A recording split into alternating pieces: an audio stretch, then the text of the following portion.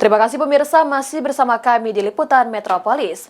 Tim SAR gabungan akhirnya berhasil menemukan jasad Sahira, 8 tahun, yang hanyut di Sungai Kombreng, Teluk Gelam, Ogan Kombreng Ilir, usai dilakukan pencarian selama 3 hari.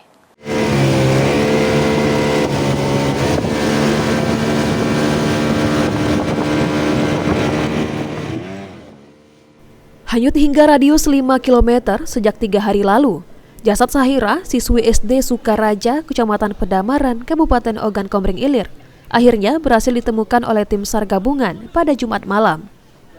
Pencarian telah dilakukan selama 3 hari dan jasad bocah malang ini ditemukan di kawasan aliran sungai Desa Segonang. Kepala Kantor SAR Palembang, Raymond Konstantin, selaku SAR Mission Koordinator, mengatakan, korban hanyut sekitar 5 km dari lokasi awal kejadian dan ditemukan dalam kondisi sudah meninggal dunia.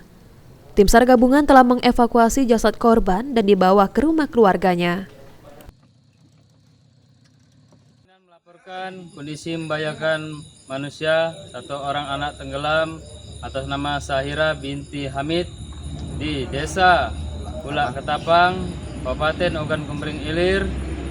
Ditemukan kondisi Mac Delta, posisi di pinggir sungai. Korban telah dibawa ke rumah duka. Tim SAR gabungan terdiri dari Basarnas, TNI Polri, BPBD, Tagana, dan masyarakat sekitar. Demikian melaporkan, terima kasih. Diinformasikan sebelumnya, korban dilaporkan tenggelam di Sungai Kombreng di Desa Ulak Ketapang, Kecamatan Teluk Gelam, pada Rabu 12 Maret 2025 lalu. Sekitar pukul 15.30 waktu Indonesia Barat, korban mandi di pinggir sungai bersama kedua temannya. Lantaran tak bisa berenang, korban pun hanyut terseret arus sungai. Novan Wijaya, PAL TV.